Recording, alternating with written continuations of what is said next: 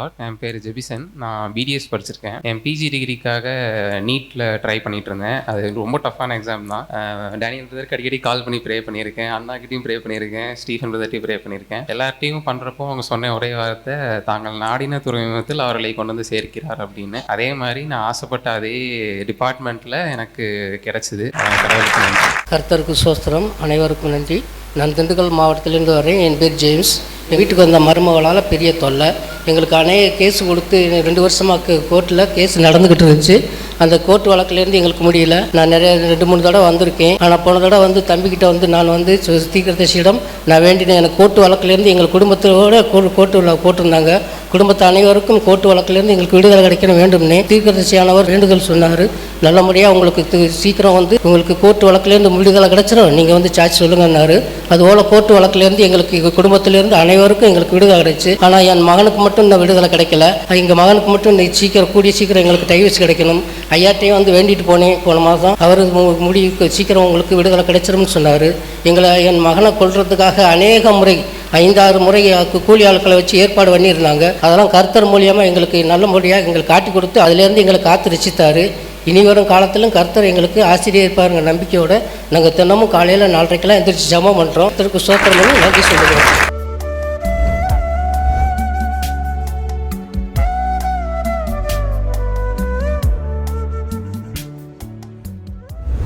கிறிஸ்துவுக்குள் மிகவும் பிரியமான எனதருமை சகோதர சகோதரிகளே, நம்மை சிருஷ்டித்தவரும் நம்மை உண்டாக்கினவரும் நம்மை ஒருபோதும் மறந்து போகாதவருமாகிய இயேசு கிறிஸ்துவின் இணையற்ற நாமத்தினாலே உங்கள் எல்லாரையும் வாழ்த்தி ஆசீர்வதிக்கிறேன். அல்லேலூயா. எல்லாரும் சந்தோஷமாக இருக்கிறீங்களா? இந்த நாளிலே ஆண்டவருடைய பாதப்படியிலே அமர்ந்து, ஆண்டவரே, என் பிள்ளைகளுக்கு என்ன மங்கள வார்த்தை சொல்ல போகிறேன். தேவ சமூகத்திலே ஜபத்திலே தரித்திருந்த பொழுது கர்த்தருடைய ஆவியானவர் கொடுத்த விசேஷித்த மங்கள வார்த்தை யோபுவின் புஸ்தகம் 14ஆம் அதிகாரம் 14வது வசனம் இப்படியாய் சொல்லுகிறது. எடுத்து வாசிப்போம். மனுஷன் செத்த பின் பிழைப்பானோ? எனக்கு மாறுதல் எப்போது வரும் என்று, எனக்கு மாறுதல் எப்பொழுது வரும் என்று, எனக்கு குறிக்கப்பட்ட போராட்டத்தின் நாளெல்லாம், எனக்கு குறிக்கப்பட்ட போராட்டத்தின் நாளெல்லாம் நான் காத்திருக்கிறேன். எனக்கு எப்பொழுது மாறுதல் வரும் என்று, எனக்கு குறிக்கப்பட்ட போராட்டத்தின் நாளெல்லாம் நான் காத்திருக்கிறேன் என்று சொல்லுகிறான். மாறுதலுக்காக காத்திருந்த யோபுவுக்கு மாறுதல் வரும் பொழுது இரட்டிப்பான ஆசீர்வாதங்களோடு அவன் ஆசீர்வதிக்கப்பட்டான். இன்றைக்கும் பொருளாதார ரீதியாகவும் ஆவிக்குரிய ரீதியாகவும் குடும்பத்திலும் மாற்றத்தை எதிர்பார்த்து கொண்டிருக்கிற பிள்ளைகள் என்ன மாற்றமாயிருந்தாலும் முன்பிருந்ததை காட்டிலும் இரட்டிப்பான நன்மையினால் உங்களை திருப்தியாக்கி, இனி நீங்கள் கடன் வாங்காதபடிக்கு கடன் கொடுக்கிற ஜாதியாய் கர்த்தர் உங்களை மாற்றுவார். 2வதாக வாக்குத்தத்த நிறைவேறுதலுக்காக காத்திருந்த ஆபிரகாம். எபிரேயரின் புஸ்தகம் 6ஆம் அதிகாரம் 14 முதல் 15 வரைக்கும் உள்ள வசனங்கள் இப்படியாய் சொல்லுகிறது. வாசிப்போமா? நிச்சயமாக நான் உன்னை ஆசீர்வதிக்கவே ஆசீர்வதித்து, உன்னை பெருகவே பெருக பண்ணுவேன் என்றார். அந்தபடியே அவன் பொறுமையாய் காத்திருந்து வாக்குத்தத்தம் பண்ணப்பட்டதை பெற்றுக்கொண்டான். பொறுமையாய் காத்திருந்து வாக்குத்தத்தம் பண்ணப்பட்டதை பெற்றுக்கொண்டான். என் அன்பு தேவனுடைய பிள்ளைகளே, ஆபிரகாம் ஒரு பெரிய செல்வ சீமான். கர்த்தர் அவனை சகல காரியங்களிலும் ஆசீர்வதித்திருந்தார் என்று வேதம் சொல்லுகிறது. அவனுக்கு எல்லாம் இருக்கிறது. ஆனால் ஒரே ஒரு குறை, அவனுக்கு ஆசீர்வாதமான ஒரு பிள்ளை இல்லை. அவன் ஒரு பெரிய செல்வ சீமான்.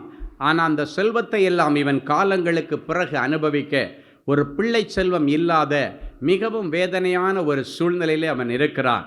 அப்பொழுது திடீரென்று ஒரு நாள் ஆண்டவர் அவனை சந்திக்க வரும்பொழுது, ஆபிரகாமே, ஆபிரகாமே, நான் உனக்கு கேடகமும் மகா பெரிய பலனுமாய் இருக்கிறேன் என்று ஆண்டவர் இவனுக்கு ஒரு உத்தரவாதத்தை கொடுக்கிறார். நான் உனக்கு கேடகமும் மகா பெரிய பலனுமாய் இருக்கிறேன் என்று சொல்லுகிறார். அப்பொழுது இவன் யோசித்திருப்பான், ஆண்டவர் எனக்கு கேடகமாகவும் மகாபரிய பலனுமாக அவர் இருக்கிறதுனால தானே இவ்வளவு நாள் இவ்வளவு செல்வங்களை சேர்த்து ஒரு செல்வ சீமானா நான் இருக்கிறேன். அவர் என் கூட இருக்கிறார், எனக்கு கேடகமாக இருக்கிறார், எனக்கு பக்கபலமாக இருக்கிறார், எனக்கு பெரிய செல்வங்களையெல்லாம் அவர் கொடுத்திருக்கிறார், எனக்கு மகா பெரிய பலனாக இருக்கிறேன் என்று சொன்ன உடனடியாக அவன் அப்படித்தான் யோசித்திருப்பான். அவர் சொன்னது ஒன்று, அப்படியே ஆண்டவரே உங்களுடைய வார்த்தையின்படியே எனக்கு ஆக கடவுதுன்னு அவன் அதுக்கு பதில் சொல்லலை. ஏன்னா சில நேரங்களில் நம்முடைய இருதயம் துக்கமாக இருக்கும்போது அடுத்தவங்க என்ன சொல்கிறாங்களோ அது நம்ம காதில் விழுந்தாலும் அது நம்ம இருதயத்துக்குள்ளே ஏறாது. அவன் அவ்வளவு வேதனையில் இருக்கிறான். அவனுடைய எண்ணம் எல்லாம் இருக்குது, ஆனால் எனக்கு தேவையான ஒரு பிள்ளை செல்வம் இல்லையே. அந்த பேசேஜை நீங்கள் வாசித்து பார்த்தீங்கன்னா ஆண்டவர் அவனுக்கு சொன்ன அந்த ஆசீர்வாத வார்த்தைக்கும் அதன் பிறகு இவன் ஆண்டவரிடத்தில் சொல்லுகிற மறு உத்தரவுக்கும் சம்பந்தமே இல்லை. ஆண்டவர் என்ன சொல்கிறாரு? ஆபிரகாமே நான் உனக்கு கேடகமும் மகா பெரிய பலனுமாக இருக்கிறேன். இவன் என்ன சொல்லியிருக்கணும்? சரி ஆண்டவரே, நான் இந்த நல்ல வார்த்தைக்காக உமக்கு நன்றி செலுத்துகிறேன், அது அப்படியே எனக்கு பலிக்கட்டுன்னு சொல்லியிருக்கணும். ஆனால் அவன் இதை கண்டுக்கவே இல்லை. நம்ம பாஷையில் சொன்னால் அதை காதிலேயே அவன் வாங்கிக்கலை. ஏன்னா காதில் வாங்கி கொள்ள முடியாத அளவுக்கு அவனுடைய மனசில் மேலோங்கி நிற்கிற ஒரு பெரிய தேவை என்ன அப்படின்னா அவனுக்கு ஒரு பிள்ளை இல்லை. இவன் பதில் என்ன தெரியுமா சொல்கிறான்? ஆண்டவரே, எனக்கு என்னத்தை தருவீர், நான் பிள்ளை இல்லாதிருக்கிறேன். ஆண்டவர் சொன்ன வார்த்தைக்கும் இவன் சொல்கிற பதிலுக்கும் ஏதாவது சம்பந்தம் இருக்கா? யோசித்து பாருங்க. சம்பந்தமே இல்லை. அவன் சொல்கிறான், ஆண்டவரே எனக்கு என்னத்தை தருவார். அவர் தான் தர்றது தான் சொல்லிட்டார்ல, உனக்கு கேடகமாகவும் மகாபரிய பலனமாக இருப்பேன் ஆண்டவர் சொல்லிட்டார். இதுக்கு மேலே கேட்குறான், எனக்கு என்னத்தை தருவேன், நான் பிள்ளை இல்லாதிருக்கிறேனே என்று ஆண்டவரிடத்திலே முறையிடுகிறான்.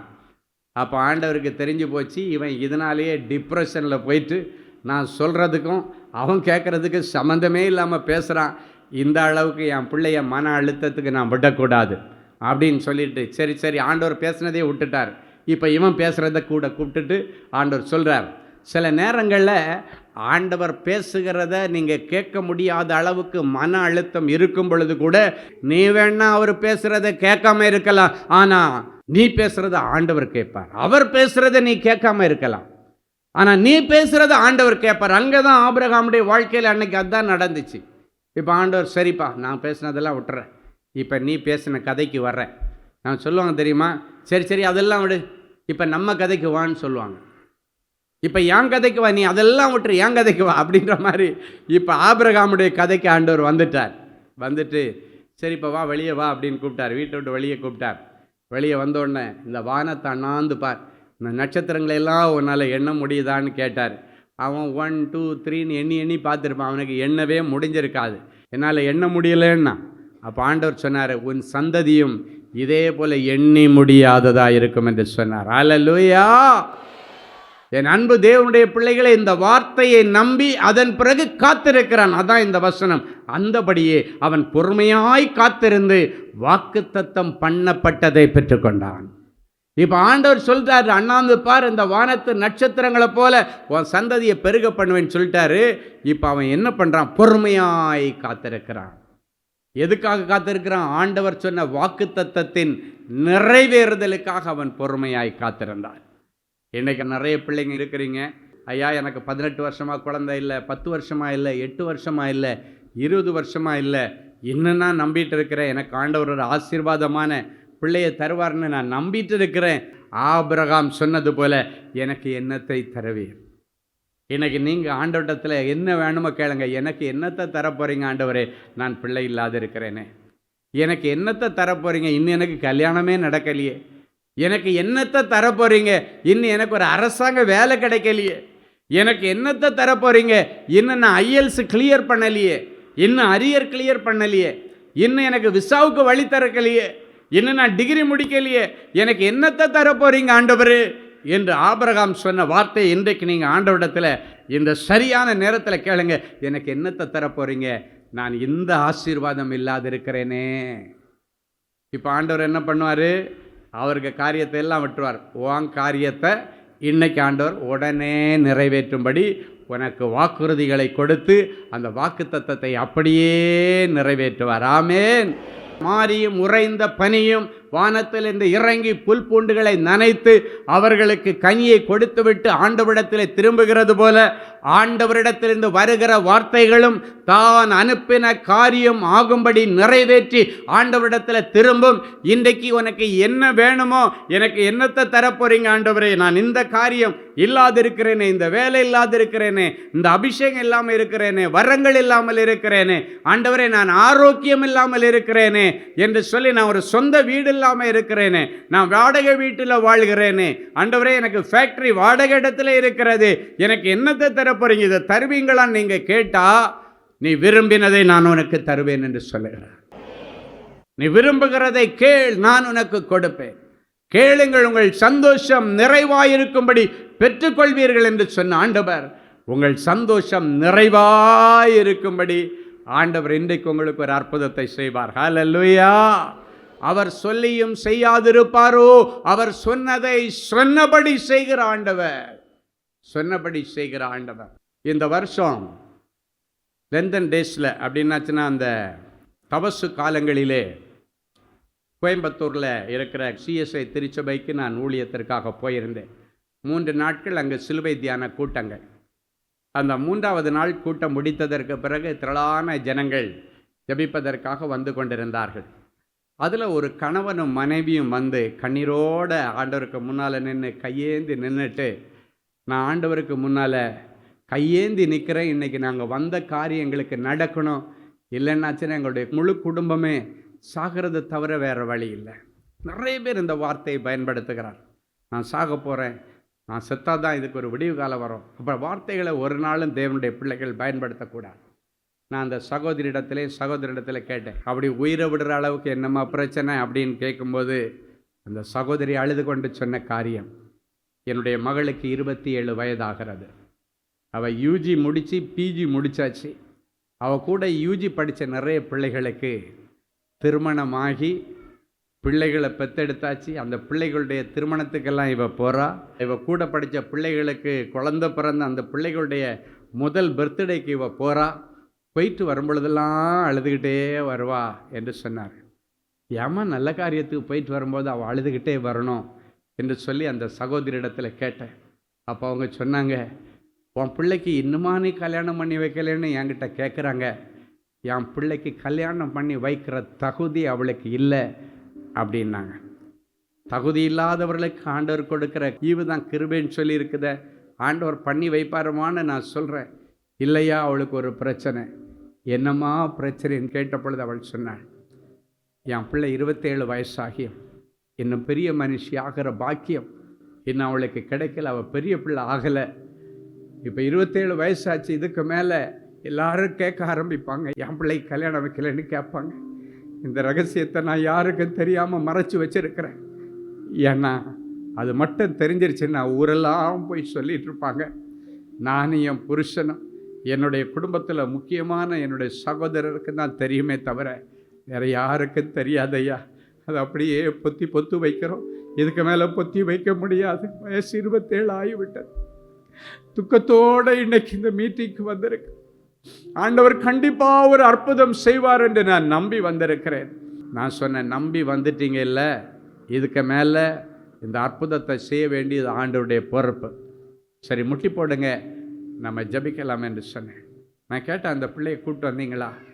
இல்லையா, அவள் வெக்ஸ் ஆகி போயிட்டா. இத்தனை வருஷம் எனக்கு ஒன்றுமே நடக்கலையே, எத்தனை இடங்களுக்கு போகிறேன், எத்தனை மீட்டிங் அட்டன் பண்ணுறேன், எனக்கு ஒன்றுமே நடக்கலைன்னு சொல்லி அவள் வெக்ஸ் ஆகி வரலை அப்படின்னாங்க. நான் சொன்னேன், பரவாயில்ல, அவளுடைய ஸ்தானத்தில் நீங்கள் வந்திருக்கிறீங்க, அவளுக்காக நம்ம ஜெபம் பண்ணுவோம். ஆண்டவர்கிட்ட சொன்னேன், நீர் யாருக்கும் பாரபட்சம் இல்லாத தேவன். ஆண்டவரே, அவள் ஃப்ரெண்டுங்களுக்கெல்லாம் கல்யாணம் ஆகி பிள்ளையே பிறந்தாச்சு, இன்னும் இவள் பெரிய பிள்ளையே ஆகலப்பா. ஆண்டவரே, இந்த விஷயத்தில் என் பிள்ளைகளுக்கு நீர் இறங்கும் ஒரு மங்கள வார்த்தை சொன்னீங்கன்னா, அந்த மங்கள வார்த்தை தான் அனுப்பின காரியத்தை நிறைவேற்றி ஆண்டவரிடத்தில் திரும்பும் என்று சொல்லியிருக்கிறேன். ஒரு மங்கள வார்த்தையை நீர் தாரும். அப்பொழுது ஆண்டவர் 2 காரியங்களை பேசினார். ஒன்று, யாக்கோபு வேர் பற்றி இஸ்ரவேல் பூத்து காய்த்து பலனால் நிரப்புகிற நாட்கள் வரும் என்று சொன்னார். இன்னொன்று, ஏசாயா 65:8, திராட்சை குலையில் திராட்சை ரசம் இருக்கும் பொழுது அதை அழிக்காதே, அதில் ஒரு ஆசீர்வாதம் உண்டு என்று சொல்லுகிறபடி என் ஊழியக்காரர் நிமித்தம் இனி அதை அழிக்காதபடி செய்வேன். இந்த 2 வார்த்தைகளை சொல்லி நான் சொன்னேன், அம்மா ஆண்டவர் சொல்லிட்டார், உங்கள் பிள்ளை பூத்து காய்த்து பலனால் நிரப்புகிற நாட்கள் வருகிறது. ஊழியக்காரன் இன்னைக்கு ஜெபம் பண்ணி இருக்கிறேன். இந்த வசனம் தெளிவாக சொல்லுகிறது, ஊழியக்காரர் நிமித்தம் இனி அதை அழிக்காதபடி செய்வேன். இந்த வார்த்தையை ஆண்டவர் நிறைவேற்றி, வாக்குத்தத்தம் பண்ணினதை நிறைவேற்றி, இந்த வார்த்தை ஆண்டவரிடத்திலே போய் மறுபடியும் இந்த வார்த்தை நிறைவேறுச்சுன்னு சொல்லி ரிப்போர்ட் பண்ணுன்னு சொல்லி அந்த பிள்ளைகளை அனுப்பி வைத்து விட்டேன். அடுத்த நாள் திங்கட்கிழமை காலையில் எங்களுடைய கோயம்புத்தூர் ஜெபகோபுரத்துக்கு அவங்க 2 பேருமாக கடந்து போயிட்டு காலையிலேருந்து மத்தியானம் வரைக்கும் அந்த சிலுவையின் நிழலில் போய் கடந்து அழுது கொண்டே இருந்தார்கள். ஆண்டவரே, ஐயா மூலமாக நேற்று மங்கள வார்த்தை சொன்னீங்க, இன்றைக்கி உங்களை நம்பி இந்த அடைக்கல பட்டணத்திற்கு நான் வந்திருக்கிறேன், இந்த ஆறுதலின் தோட்டத்துக்கு நான் வந்திருக்கிறேன்னு சொல்லி அப்படியே சாஷ்டாங்கமாய் போய் அங்கே ஒரு சின்ன தியான அறை ஒன்று வச்சுருக்கோம், ஒரு மினி சேப்பல் ஒன்று வச்சுருக்கிறோம். அந்த சிலுவை நடிவாரத்தில் போய் அப்படியே கிடந்து அழுதார்கள். அங்கிருந்த பிள்ளைகளை அவங்களுக்கு ஜெபம் பண்ணி ஆறுதல் சொல்லி அனுப்பிவிட்டார்கள். வீட்டுக்கு போய் பார்க்கும் பொழுது அவள் பெரிய மனுஷி ஆகியிருக்கிற நற்செய்தியை கர்த்தர் அவர்களுக்கு கொடுத்தார். அல்லேலூயா! என் அன்பு தேவனுடைய பிள்ளைகளே, இன்றைக்கு வாக்குத்தத்தம் பண்ணினவர் உண்மையுள்ளவர், முடிவு பரியந்தம் அதை நிறைவேற்றுவார். இன்றைக்கு உங்களுக்கு ஒரு நல்ல காரியம் காத்திருக்கிறது, நல்ல பதில் காத்திருக்கிறது. நீண்ட நாட்கள் கேட்டு கேட்டு கேட்டு வெக்ஸாகி போய் இதுக்கு மேலே கேட்க மாட்டேன்னு சொல்லி மறுத்த உனக்கு ஆண்டவர் தேடி வந்து ஒரு அற்புதத்தை செய்து உன் இருதயத்தை மகிழ பண்ணுவார். ஹல்லேலூயா! நற்பலனை அடையும்படி விதைக்கிறவன் முன்மாரியையும் பின்மாரியையும் எதிர்பார்த்து பொறுமையோடு காத்து கொண்டிருக்கிறது போல ஏதோ ஒரு நல்ல காரியம் நடக்கும் என்று என் பிள்ளைகளும் பரலோகத்தை நோக்கி பார்த்து கொண்டிருக்கிறார்கள். அவரை நோக்கி பார்த்த முகங்கள் பிரகாசம் அடைந்ததென்று சொன்னேன். என் பிள்ளைகளுடைய முகங்கள் பிரகாசம் அடையும்படி இவர்கள் எதிர்பார்த்த நற்பலனை இன்றைக்கு என் பிள்ளைகளுக்கு கொடுத்து இவர்களை நீர் கனம் பண்ணுவீராக. இவர்கள் எதிர்பார்த்து கொண்டிருக்கிற நல்ல அரசாங்க உத்தியோகத்தை என் பிள்ளைகளுக்கு கொடுத்து இவர்களை நீர் கனம் பண்ணுவீராக. இவர்கள் எதிர்பார்த்து கொண்டிருக்கிற நல்ல நிரந்தரமான ஒரு வேலையை கொடுத்து, இவர்கள் எதிர்பார்த்து கொண்டிருக்கிற விசாவை இவர்களுக்கு கொடுத்து, இவர்கள் எதிர்பார்த்து கொண்டிருக்கிற அபிஷேகத்தை இவர்களுக்கு கொடுத்து, இவர்கள் எதிர்பார்த்து கொண்டிருக்கிற ஜப வரத்தை இவர்களுக்கு கொடுத்து, இந்த பூமியிலே என் பிள்ளைகளை நிலைநிறுத்துவீராக. ஆண்டவரே, மாறுதலுக்காக காத்திருந்த யோபுவுக்கு முன்பிருந்த நிலைமையை விட இரட்டிப்பான ஆசீர்வாதங்களை கொடுத்த ஆண்டவர் இவர்கள் இழந்து போன எல்லாவற்றையும் இரட்டிப்பாக என் பிள்ளைகளுக்கு கொடுத்து இவர்களை நீர் ஆசீர்வதிப்பீராக. இரட்டிப்பான சம்பளம் கிடைக்கட்டும், இரட்டிப்பான அபிஷேகம் கிடைக்கட்டும். நம்பிக்கையுடைய சிறைகளை அரணுக்கு திரும்புகள். கர்த்தர் இரட்டிப்பான நன்மையை தருவார், இன்றைக்கே தருவார் என்று ஆண்டவர் சொன்ன வசனத்தின்படி ஒரு அற்புதம் நடப்பதாக.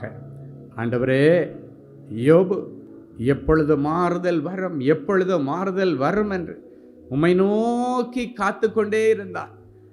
எந்த சூழ்நிலையிலும் தன் நாவினால் கூட ஒரு பாவம் செய்யவில்லை.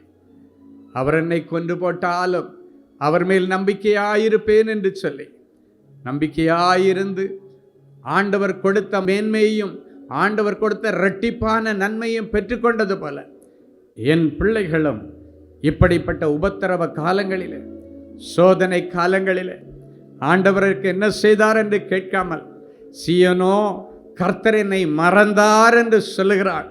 ஆனால் கர்த்தர் சொல்லுகிறார், நான் உன்னை மறக்கவில்லை மகளே. தாயும் தந்தையும் உன்னை கைவிட்டாலும் நான் உன்னை சேர்த்து கொள்ளுவேன், நீ என்னால் மறக்கப்படுவதில்லை என்று சொன்ன வசனத்தின்படியாக இவர்கள் ஆண்டவர் என்னை மறந்தார் என்று சொன்னாலும் மறக்காத என் நேசர் இன்றைக்கும் என் பிள்ளைகளுடைய நிலைமை அறிந்து நீர் தயவு கூர்ந்து ஒரு அற்புதத்தை செய்து என் பிள்ளைகள் இழந்து போன செல்வங்களையும் உடைமைகளையும் தாரும். இயேசுவின் மூலம் பிதாவே, ஆமேன், ஆமேன். அன்பு தேவனுடைய பிள்ளைகளே, இந்நிகழ்ச்சியின் மூலம் நீங்கள் பெற்றுக்கொண்ட ஆசீர்வாதங்களையும் உங்கள் ஜெப விண்ணப்பங்களையும் அனுப்ப வேண்டிய முகவரி: தேவனின் அன்பு ஊழியங்கள், எண் 340B பார் 1A 3B1 Vinayak avenue, OMR road, Okkiyam, Thoraipakkam, Chennai 600097. மின்னஞ்சல் prayer@godsloveministries.co.in. எங்களது இணையதளம் www.godsloveministries.co.in. மேலும் 24 மணி நேர ஜெப உதவிக்கு 04454479999 மற்றும் 9941950999 என்ற எண்களுக்கு தொடர்பு கொள்ளுங்கள். கர்த்தர் தாமே உங்களை ஆசீர்வதிப்பாராக.